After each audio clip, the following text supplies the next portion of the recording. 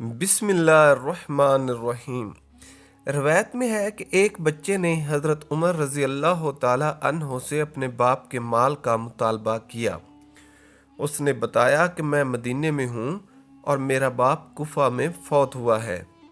حضرت عمر رضی اللہ تعالی عنہ نے بچے کو جھڑکا اور کہا، تیرا دماغ خراب ہے، کوفہ میں مرنے والا تیرا باپ کیسے ہو سکتا ہے، جب کہ وہ اتنا بوڑھا تھا کہ قابل اولاد بھی نہ تھا۔ بچہ روتا ہوا مسجد سے باہر آ رہا تھا کہ راستے میں حضرت علی بن ابی طالب رضی اللہ تعالی عنہ مل گئے۔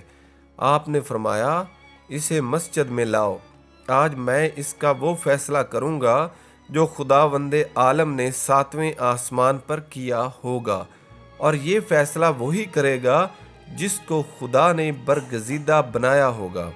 آپ علیہ السلام نے پوچھا کہ بچے کے والد کی قبر کہاں ہے؟ بتایا گیا کہ وہ کوفہ میں تھا، لیکن اس کی لاش کو وہاں سے لا کر مدینے میں دفن کیا گیا تھا۔ آپ علیہ السلام نے فرمایا، چلو بچے کے باپ کی قبر پر چلتے ہیں۔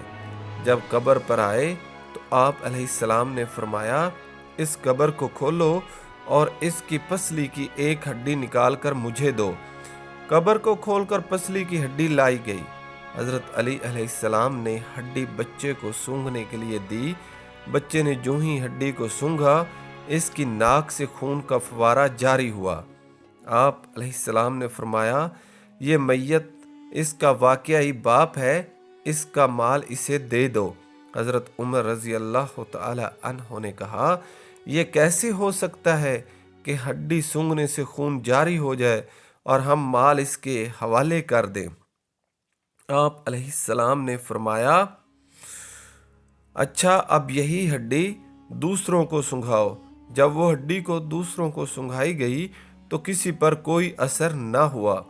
آپ رضی اللہ تعالی عنہ نے فرمایا، ایک مرتبہ پھر بچے کو سنگھاؤ۔ جو ہی بچے نے ناک رکھی تو فوراً خون کا فوارہ جاری ہوا۔ آپ علیہ السلام نے فرمایا، اگر مرنے والا اس بچے کا باپ نہ ہوتا تو اس کے ناک سے خون جاری نہ ہوتا۔ چنانچہ حضرت عمر رضی اللہ تعالی عنہ نے اس میت کا تمام ترکہ اس بچے کے حوالے کر دیا۔